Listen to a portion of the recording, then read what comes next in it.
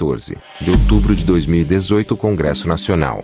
A renovação do atraso com Senado e Câmara ainda mais fragmentados. A sigla de Bolsonaro canibaliza o MDB e o PSDB.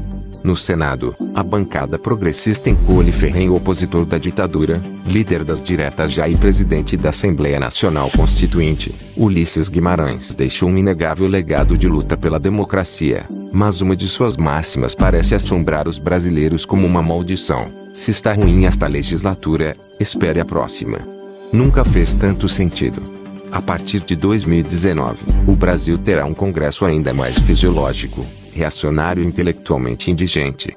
Em meio à onda bolsonarista que se alastrou pelo centro-sul do país na reta final da campanha, o até então inexpressivo PSL tornou-se a segunda maior bancada da Câmara, com 52 deputados, atrás apenas do PT. Antes, o partido de Jair Bolsonaro dispunha de apenas 8 cadeiras. A eleição também produziu a maior fragmentação partidária da história do Senado, que passará a abrigar 22 legendas.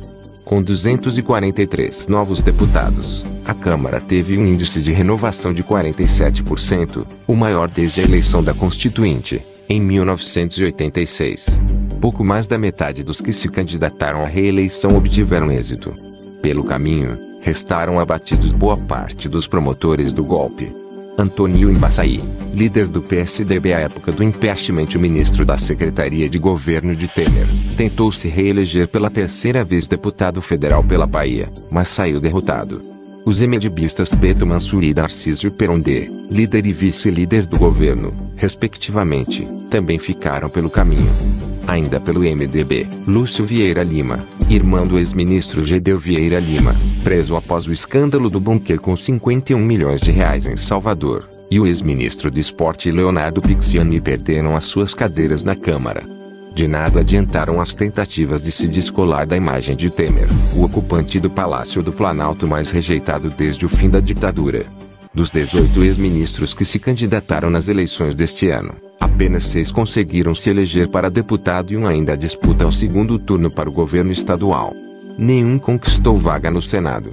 Em compensação, a onda bolsonarista permitiu a ascensão do ex-ator pornô Alexandre Frota, nome cogitado por Bolsonaro para assumir o Ministério da Cultura.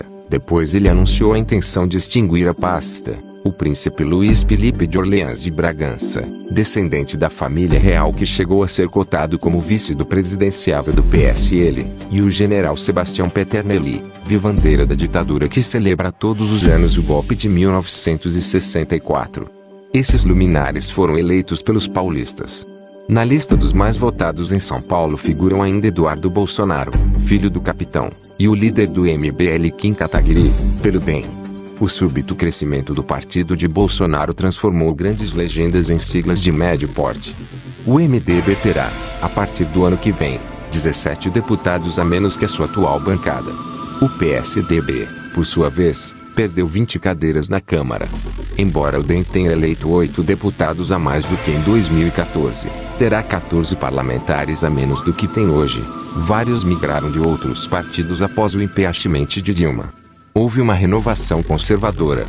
Candidatos de partidos com forte discurso anticorrupção, contra a criminalidade e a favor da defesa de valores morais tradicionais estiveram entre os mais bem votados nos estados de São Paulo, Minas Gerais e Rio de Janeiro, os 3 maiores colégios eleitorais, observa o cientista político Oswaldo I. Amaral, professor da Unicamp e diretor do Centro de Estudos de Opinião Pública da mesma instituição. Antes, havia deputados organizados em diferentes siglas com essa agenda. Agora, eles contarão com uma poderosa estrutura partidária que tem esses temas como prioritários, e não acessórios. Não é tudo. A partir de 2019, só terão acesso ao fundo partidário as legendas que cumpriram, na eleição deste ano, o que determina a cláusula de desempenho prevista na Emenda Constitucional número 97. 9 deputados de 9 estados diferentes ou ao menos 1,5% dos votos válidos para a Câmara Federal, distribuídos em ao menos 9 estados, com 1% em cada um deles. Dessa forma, 14 siglas perderão o benefício, o que deve induzir a migração de parlamentares ou a fusão de partidos. Se conseguir incorporar pequenas siglas, a exemplo do Patriotas e do PRTB de Hamilton Mourão, que tem uma agenda muito parecida com a sua. O partido de Bolsonaro pode formar a maior bancada na Câmara, com acesso à maior fatia do fundo partidário, acrescenta Amaral. Favorecido pela distribuição de recursos, o PSL pode manter essa força no Congresso por um bom tempo. O PT também sofreu com a onda bolsonarista, a se alimentar do discurso anticorrupção dos procuradores da Lava Jato. Em 2014, o partido elegeu 69 deputados. Atualmente, mantém 61 cadeiras na Câmara. A partir de 2019, contará com 56 representantes.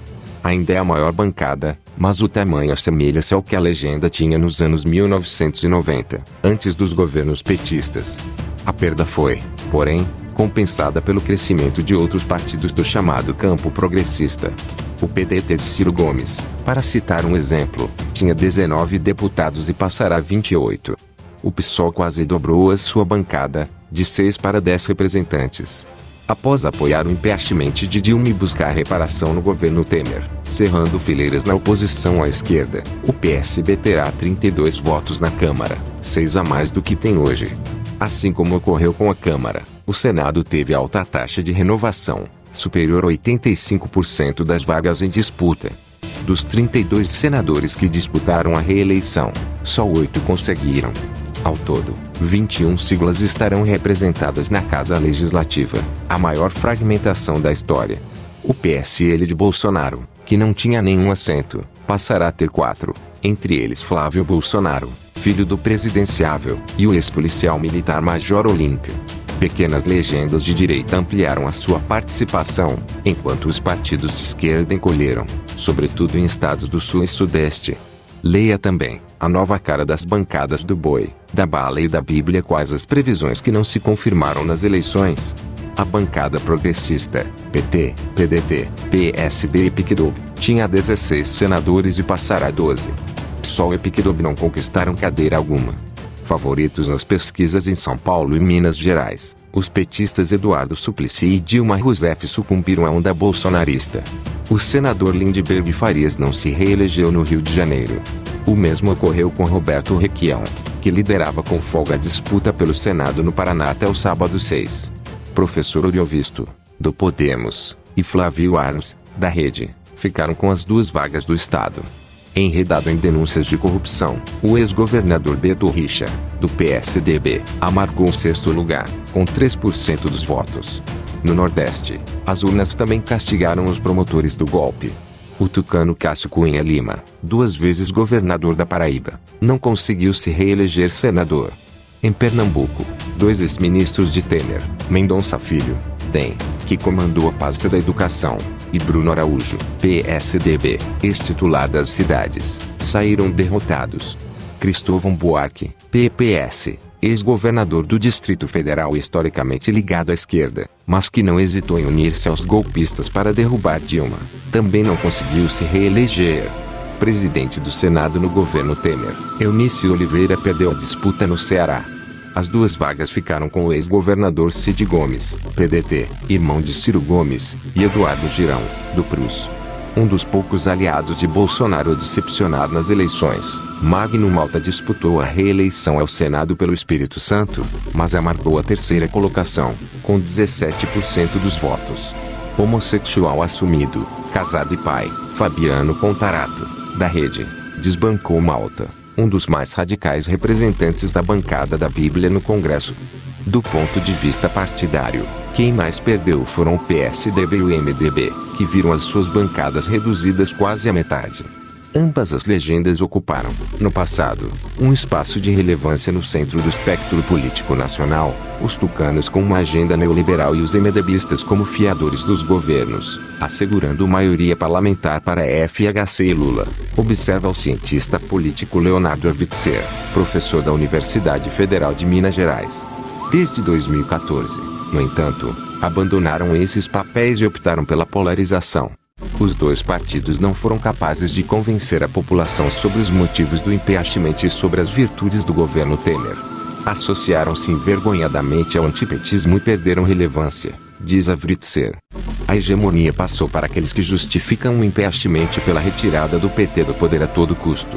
O líder desse movimento é Bolsonaro, não por acaso o vencedor do primeiro turno. Goiás News Notícias deixa a sua informação para todos os seguidores da página. Se você gostou do vídeo, curta, se inscreva no canal do YouTube e compartilhe com seus amigos.